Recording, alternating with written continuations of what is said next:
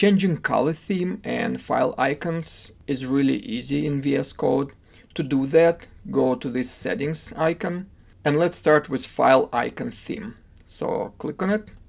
And right now I have this default settings in my VS Code. To change it, I'm gonna click on these VS Code icons. And as you can see, my icons instantly changed. If you don't see what you want, you can always click on install additional file icon themes. And here on the list, you can choose what you want. Let's install material icon theme. And here I'll click on install. After it's installed, I can either click set file icon theme here, or I can go here. And as you can see, it's listed now right here. So I'm gonna click on it and let's see how it looks. So this is how it looks. Let me close it. If you want it uninstalled, you can just go back there, find it, and uninstall it.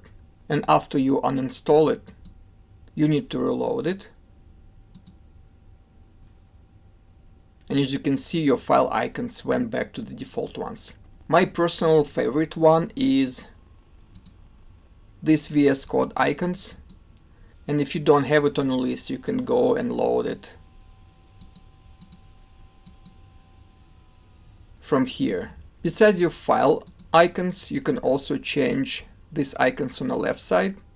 So the process is the same. You have to go to settings, go to product icon theme, and let me choose these fluent icons. As you can see, they changed.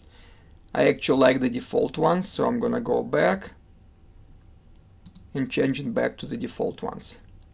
And with the color theme, it works exactly the same. Let's go to settings, color theme, and I have a bunch of different colors. The default one is this dark Visual Studio. Let me go to the code. Let's load something else. Let me go back to settings, color theme, and I'm gonna click browse additional color themes. And let me download GitHub Dark and we'll see what it looks like. As you can see right away, it changed the color theme. If I go back to settings, color theme, I'm gonna change back to the default one. I hope this video was helpful and thank you for watching.